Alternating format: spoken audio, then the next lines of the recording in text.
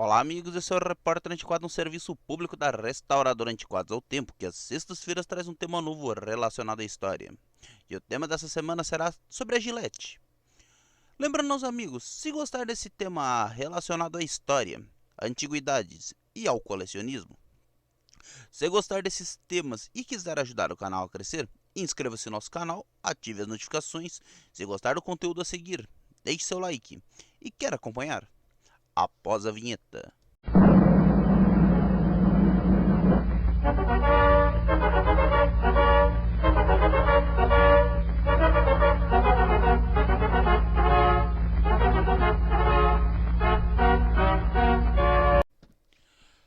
A Gillette é uma marca originalmente da The Gillette Company, fundada em 1901 por King Camp Gillette, nascido em 1855 e falecido ao ano de 1932, e desde o ano de 2005 ela é propriedade da P&G, com sua sede localizada em Boston, Massachusetts, nos Estados Unidos. Ela tem por finalidade a fabricação de aparelhos de barbear, lâminas e outros produtos de higiene pessoal. Atualmente a companhia é líder no seu segmento, sendo conhecida na atualidade como Global Gillette. Desde o ano de 2007 ela faz parte da divisão da Procter Gamble House Houde Care. A história da Gillette tem início quando o King Camp Gillette, 1855-1932, um funcionário da companhia de selos de Baltimore, inventou um barbeador seguro, que era o Safety Razor. Enquanto ele fazia sua barba em uma manhã do ano de 1895, essa história de ser de manhã eu não tenho como precisar, mas em todos os materiais que eu achei para fazer o roteiro, dizem que foi durante o período da manhã. Ao fazer a sua barba, ele simplesmente teve um momento de inspiração e idealizou um aparelho para se barbear que iria mudar o jeito que a gente faz barba para sempre. Ao ter a percepção de que para se barbear somente era necessário a ponta da navalha, ele pensou em fabricar uma espécie de pequena lâmina de aço que poderia ser descartável, que foi muito mais prática do que a tradicional navalha, que vivia tendo de ser afiada em casa ou levada a um amolador ou a um cuteleiro. E ele pensou em fazer um aparelho de barbear durável que utilizasse lâminas que, ao perder o seu fio, elas pudessem ser descartadas, tirando a necessidade de reafiá-las. E o seu grande segredo em si não era o aparelho em si, mas as lâminas, que elas detinham fio dos dois lados e poderiam ser utilizadas algumas vezes, e quando ficassem sem fio, poderiam ser substituídas. A invenção da Gillette foi inspirada por seu mentor William Painter, que trabalhava na Crown Cork Seal Company, que ele havia sido o inventor da rolha Crown. E esse incentivo foi o que colocou a Gillette na época dos descartáveis. Na época houve uma certa descrença por parte dos industriais, que achavam que não seria possível realizar a fabricação de uma pequena lâmina de aço que tivesse um bom corte e ser barato ao ponto de poder ser descartável. Com o auxílio de William Emery Nickerson, um engenheiro mecânico de sucesso com formação no MIT, ele resolveu os problemas técnicos enfrentados na época e passou a produzir em escala industrial as lâminas da Gillette. O primeiro aparelho de barbear da marca Gillette tem o tradicional formato em T, onde a lâmina de aço ela ficava presa sobre duas chapas de aço, e ambos não mediram esforços para fundar uma nova companhia em Boston, que era a American Safety Razor Company. E em 1901 ela teria seu nome alterado para Gillette Safety Razor Company. E a companhia inicialmente teve certos problemas de obtenção de capital junto aos bancos, até que John Joyce investiu a quantia necessária para começar a produção do novo invento. Ao ano de 1904, o produto chegou de forma oficial ao mercado norte-americano com um preço inicial de $5 pelo aparelho e $1 por cada caixinha contendo 20 lâminas. No caso, seriam 5 centavos de dólar por lâmina. E foi assim que a Gillette iniciou a era dos produtos de higiene básico básicas, né, descartáveis. E sua primeira venda foi muito boa, totalizando 51 aparelhos e 168 lâminas. E a partir dessa época, a Gillette ela transformou o perigoso e delicado hábito de se barbear, outrora restrito às barbearias ou a familiares que estivessem disponíveis, em um hábito popular como o hábito de escovar os dentes. E ainda no ano de 1904, o enorme sucesso do inovador produto resultou numa venda de cerca de 90.884 aparelhos e algo em torno de 123.648 lâminas comercializadas. A patente do invento foi aferida a King C. Gillette ao ano de 1904 e o número da patente era 775.134. No ano seguinte, a Gillette começa a tomar o mundo, indo inicialmente para o continente europeu, cujo primeiro processo de produção da Gillette fora dos Estados Unidos foi em Paris, na França, com uma pequena fábrica de lâminas, visando abastecer um mercado crescente que estava surgindo na Europa, e criando assim também um escritório de vendas em Londres, na Inglaterra. Posteriormente, a Gillette ela abre uma fábrica no Canadá, e em 1908 ela abre uma frente de vendas na Alemanha. No território brasileiro, a Gillette passou aqui pelos anos de 1909, mas não como uma companhia, em si como produtos comercializados através de importação direta dos Estados Unidos. Devido à estratégia de vendas da companhia, a venda de lâminas cresceram em um ritmo modesto e durante o período de 1908 até o período de 1916, as lâminas descartáveis ainda não eram consideradas em si um verdadeiro produto de mercado de massas. E ainda o método mais comum de você fazer a barba era indo às barbearias. Porém, isso muda quando os Estados Unidos entram na Primeira Guerra Mundial, ao ano de 1917, e o regulamento militar exigia que cada soldado fornecesse seu próprio kit de barbear. E nessa hora foi que o kit compacto da Gillette entra em cena, pois as rivais, as outras companhias, tinham navalhas que necessitavam serem amoladas, enquanto as da Gillette acabou o fio se descartava. E eles começaram a comercializar kits próprios para os militares com insígnias do Exército e da Marinha dos Estados Unidos, e foram comercializar um total de 1,1 milhão de kits. Porém, ao ano de 1918, os militares dos Estados Unidos passaram a receber os kits da Gillette para todos os combatentes em si. E assim a venda que outrora foi de 1,1 milhão para os militares passou a algo em torno de 3,5 milhões de barbeadores e mais de 32 milhões de lâminas. E como uma consequência do campo de batalha, os soldados que regressaram da guerra adotaram o hábito de se barbear diariamente em suas residências. E a Gillette utilizou isso como seu marketing doméstico para reforçar o hábito de que os militares haviam adquirido no campo de batalha, que era se barbear diariamente. A patente original do aparelho da Gillette ela expirou em novembro do ano de 1921. E para ficar à frente de uma competição futura com suas concorrentes, a empresa resolve inovar, trazendo um novo aparelho de barbear na primavera de 1921, mudando sua estrutura de preços de aparelhos de barbear e de lâminas, enquanto o novo barbeador, o New Improved, foi vendido por equivalente algo a 5 dólares. O preço de venda do barbeador anterior, que foi batizado de Old Type, ele estava sendo vendido em embalagens baratas como brownies pelo equivalente a 1 dólar. Enquanto alguns modelos do Old Type ainda eram vendidos em vários tipos de embalagem num preço médio de 3 dólares e 50 cents, o aparelho de barbear na embalagem tipo Brownie tornaram a Gillette muito mais acessível à população em geral.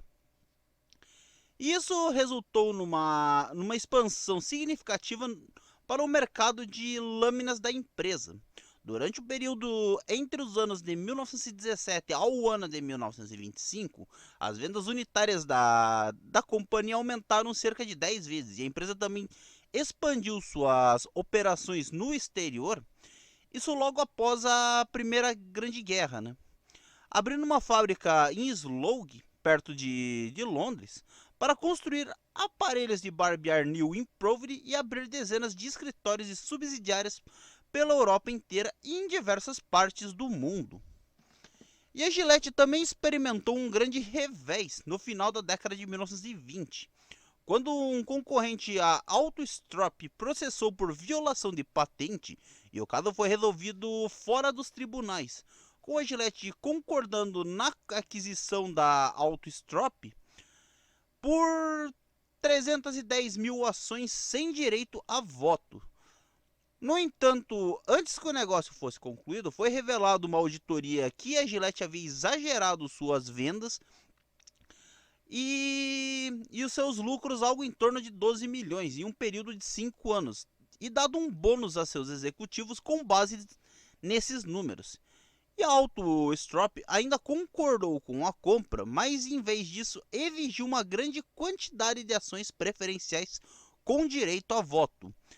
E foi assim que a fusão entre as duas companhias acontece ao dia 16 de outubro do ano de 1930, dando ao proprietário da AutoStrop, Henry Geisman, o controle acionário da Gillette. E durante a Grande Depressão, enfraqueceu significativamente a posição da Gillette no mercado norte-americano e a empresa ficou para trás de seus concorrentes na tecnologia da fabricação de lâminas. E durante a década de 1920 deixou escapar o controle da qualidade, né? Enquanto esticava demais o seu equipamento de produção para lançar um novo barbeador com uma lâmina tipo Croman. Isso acontece lá pelos anos de 1930.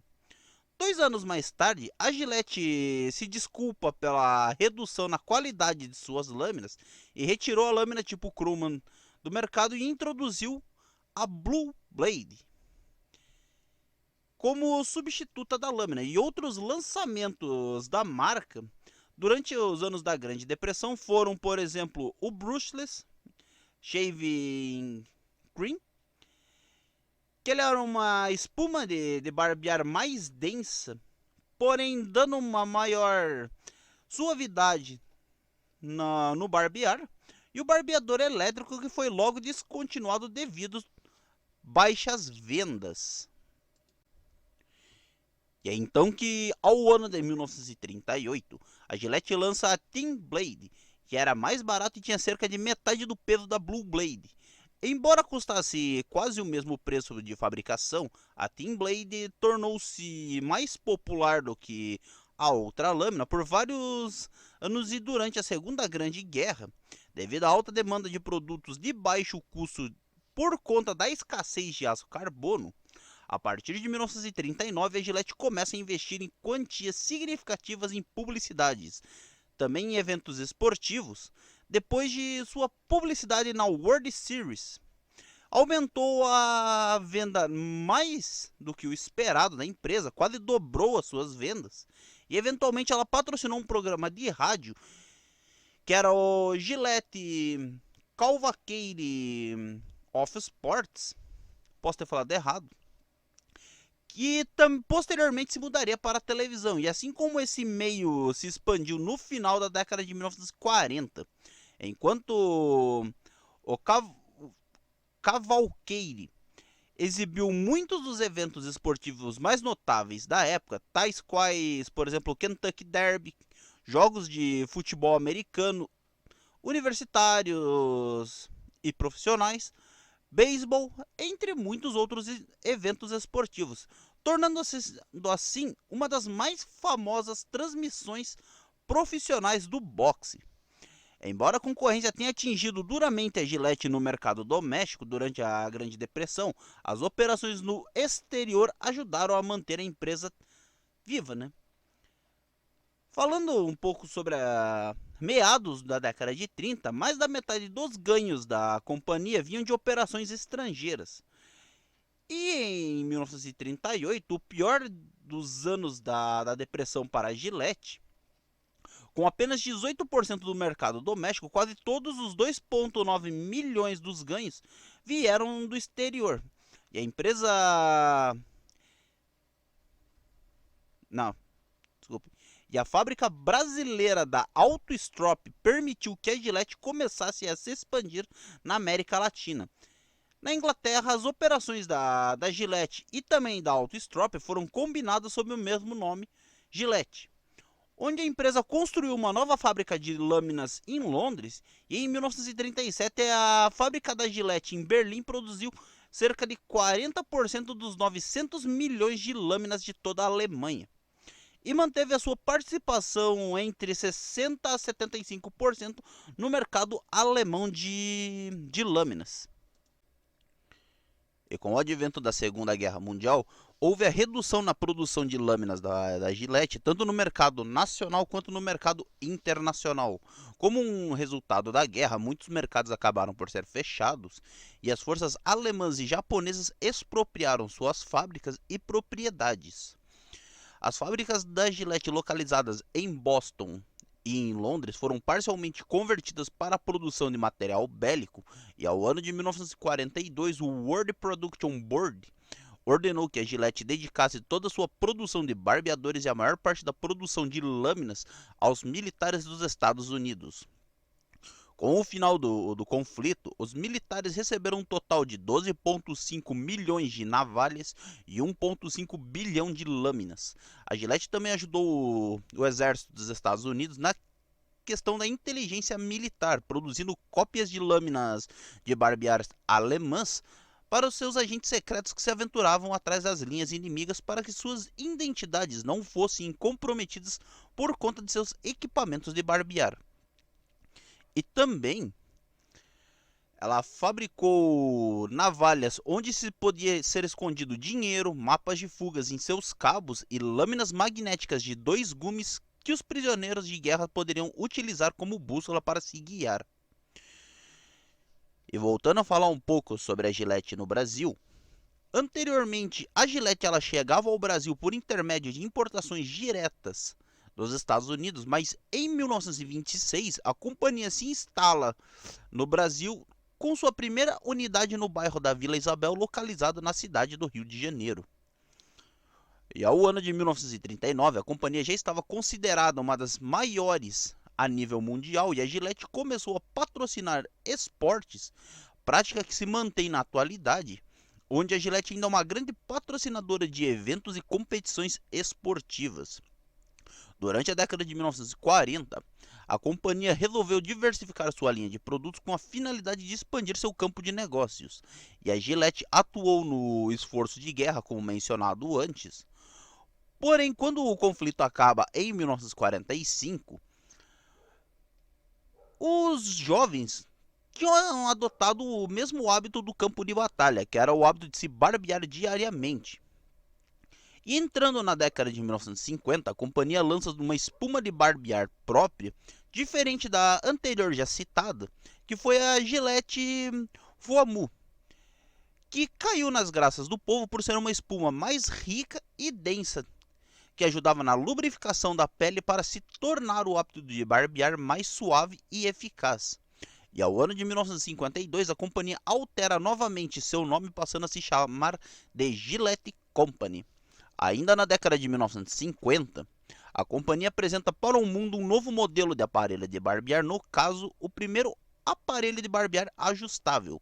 O mesmo detinha 3 ajustes para a barba rala, para a barba média e para a barba grossa, e ao longo do tempo mais tipos de ajustes foram adicionados ao aparelho, e este aparelho foi um grande esforço da companhia para criar barbeadores que compartilhassem o trabalho de ajustar o ângulo de suas lâminas ao rosto do usuário. E entrando na década de 1960, a companhia entra a todo vapor e apresenta aos consumidores 2 novidades. A primeira era a lâmina de barbear Super Blue, que foi a primeira lâmina de barbear revestida no mercado. Assim como as lâminas iniciais da companhia foram um enorme sucesso, essa outra novidade também explodiu. E outra grande novidade foi o desodorante Ride Guard, que foi um grande sucesso, chegando a conquistar um total de 25% do mercado norte-americano. E em meados da década de 1960, ainda, sendo mais específico, ao ano de 1965, a companhia introduz um novo modelo de aparelho de barbear chamado TechMatic, um revolucionário sistema de carga com fita contínua, dando ao usuário uma qualidade superior no barbear, superando os aparelhos existentes até o presente momento. E esse foi o primeiro aparelho de barbear que possibilitou um sistema de banda contínua, cilíndrica e retrátil. E isso fez com que o usuário não tivesse mais a necessidade de efetuar a troca da lâmina. E ao ano de 1966, a companhia inova outra vez, trazendo ao mercado novas lâminas revestidas de platina e cromo, assim evitando que as mesmas oxidem por conta do contato com a água. E o desenvolvimento do primeiro aparelho de barbear de lâmina dupla da Gillette começou ao ano de 1964 nos laboratórios da empresa em Reading, localizados na Inglaterra.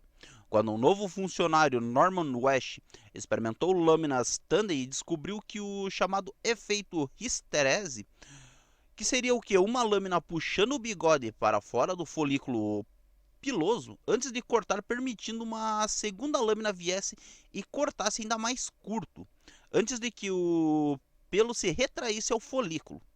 Por 6 anos aconteceu o desenvolvimento desse sistema, né? E o Ash e seus colegas trabalharam em um meio de utilizar esse efeito, concentrando-se quase exclusivamente no que seria mais tarde conhecido como sistema de lâminas dupla, ATRA. O barbeador ATRA ele apresentava duas lâminas colocadas em um cartucho plástico com bordas voltadas uma para a outra, e o uso da navalha exigia que o usuário movesse a mesma no movimento de esfregar para cima e para baixo, e a barba da pessoa em si, ela era cortada tanto nos golpes que eram dados quando você movia ele para cima quanto para baixo.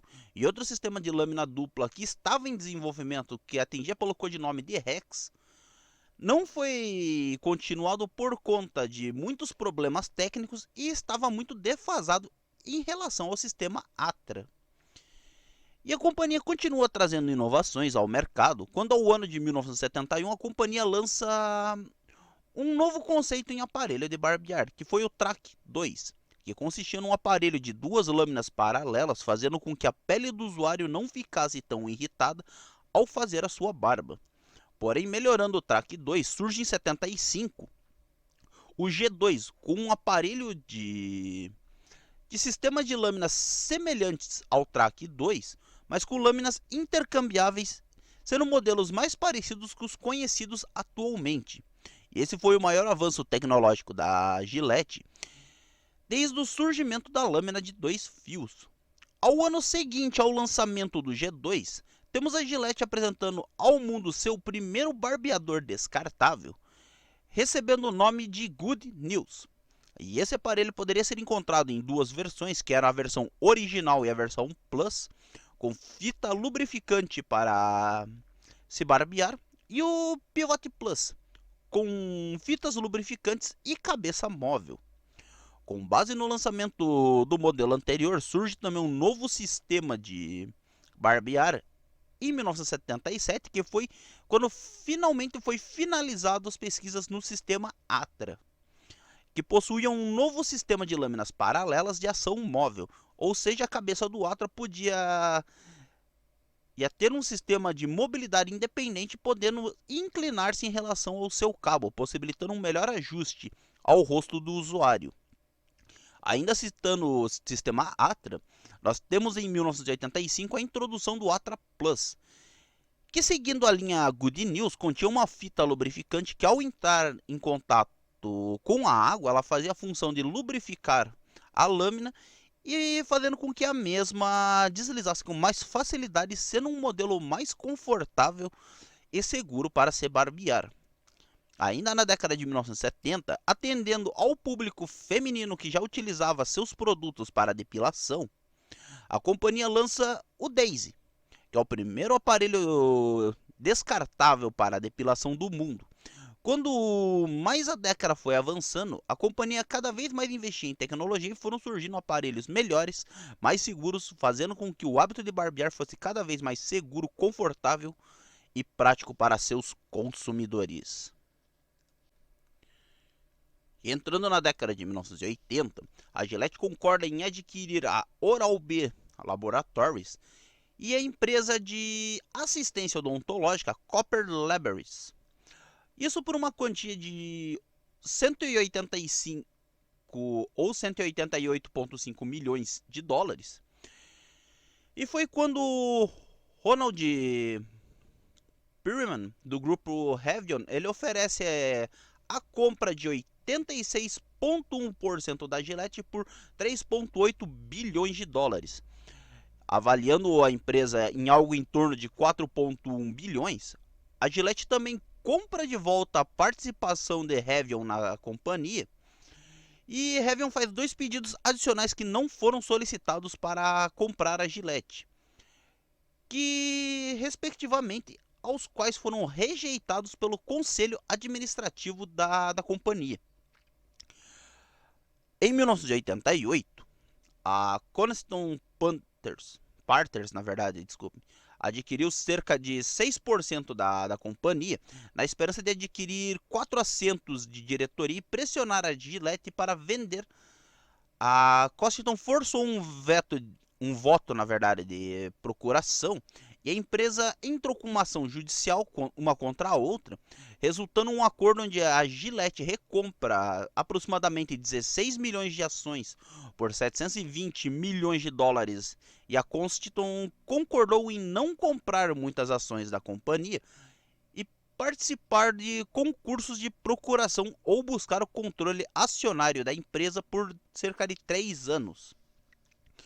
E ao ano seguinte, a Berkshire Hathaway de Warren Buffett compra algo em torno de 600 milhões de dólares em ações preferenciais da Gillette, e ele preenche um lugar vago no conselho da empresa e concordou em não vender a sua participação, exceto em uma mudança de controle ou de regulamentação de seguros que os forçariam à venda das ações no caso de uma condição financeira da Gillette não ser boa, reduzindo assim as suas chances de aquisição.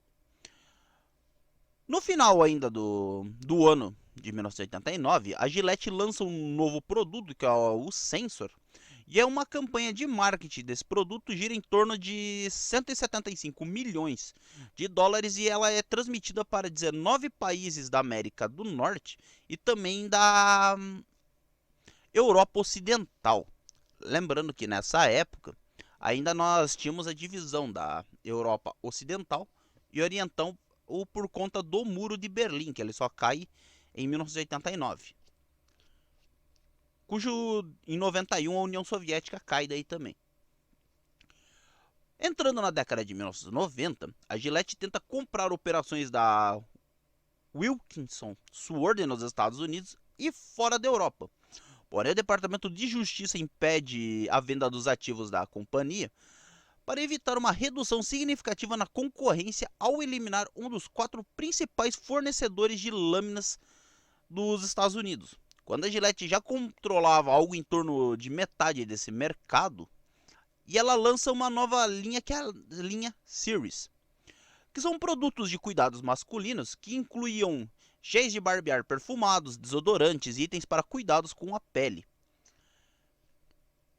E 2 anos mais tarde, ela entra no mercado com um novo produto, que é o Sensor Excel, que foi lançado na Europa e no Canadá no ano de 93. Seguindo pelo Reino Unido e no mercado norte-americano em 1994.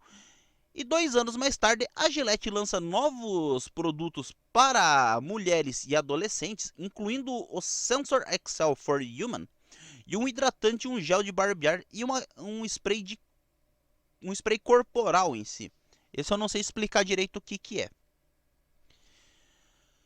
Então, finalmente, nós chegamos à aquisição da P&G da Gillette. Em 2005, A P&G ela anuncia planos de adquirir a Gillette por algo em torno de 50 bilhões de dólares, o que posicionaria a companhia como a maior empresa de produtos de consumo do mundo. O negócio foi aprovado pela Federal Trade Commission e a Gillette lançou o primeiro barbeador de 5 lâminas do mundo chamado Fusion. E durante o período entre 2005 e 2010, nós temos o Fusion como o primeiro barbeador lançado após a fusão com a P&G. Dá pra chamar de fusão, por mais que foi uma aquisição, né? E o Fusion foi um dos barbeadores mais vendidos do mundo, que ele alcançou uma venda de 1 bilhão anuais e mais rapidamente do que qualquer outro produto anteriormente da P&G. A linha de cuidados da pele Fusion Pro Series da Gillette foi lançada em 2010, que incluía o quê? Um produto de esfoliação facial térmica, uma lavagem facial e uma loção com protetor solar. E também o Fusion Pro Guild. Para cuidados faciais foi lançado 2 anos mais tarde. E para a campanha de marketing, servindo como embaixadores da marca, nós temos Gael Garcia Bernal e Andrei Brody. E em 2015, a companhia lança um serviço de assinatura chamado Gillette Shave Club. E posteriormente entra com uma ação contra a Dollar Shave Club por violação de patente. O processo da Dollar Shave Club foi criticado por revelar falhas nas próprias patentes da Gillette e como uma tentativa percebida de afastar um concorrente iniciante, o processo foi arquivado 2 meses mais tarde, depois que a Dollar Shave Club entrou com uma contra-ação. E chegando aos tempos atuais, em 2019 ela faz uma parceria com a TerraCycle para criar um programa de reciclagem nos Estados Unidos para suas lâminas, barbeadores ou qualquer embalagem de seus produtos. E em 2020 ela faz o anúncio de um compromisso que até 2030 ela queria reduzir em cerca de 50% a utilização de plásticos não recicláveis em seus produtos e manter 0 resíduos em aterros sanitários em todas as fábricas da companhia. Então é isso, meus amigos. Esse foi o roteiro sobre a história da Gillette. Eu fiquei meio curioso de saber sobre a história dela, de tanto ouvir, né? E de ela já ter aparecido assim outras vezes quando estava fazendo roteiros, ela ter aparecido em propagandas ou como conteúdo relacionado. Então é isso, meus amigos. Gostou de conhecer sobre a história da Gillette? Quer ajudar o canal a crescer? Inscreva-se no nosso canal, ative as notificações, marquem todos. Assim você pega nosso conteúdo quentinho quando mesmo sai do forno e nos auxilia a levar conteúdos como esse à plataforma. É de graça, você não paga nada e nos ajuda um bocado. Gostou do que acabou de assistir? Acha que somos merecedores do seu like? Deixe seu like é importante para o engajamento do canal e a distribuição de nosso conteúdo pela plataforma. E assim como a sua inscrição é gratuito, você não paga nada e nos ajuda um bocado. Não gostou de alguma coisa relacionada ao nosso vídeo? Acha que nós não somos merecedores do seu like? O YouTube não detém mais a função dislike, mas só clicar em não gostei ou simplesmente não clicar em nada. E é isso, meus amigos. Muito obrigado por assistirem mais essa transmissão no canal Antiquado ao Tempo. Eu sou Elton Rodrigues, o seu repórter antiquado. Até uma próxima transmissão e tchau!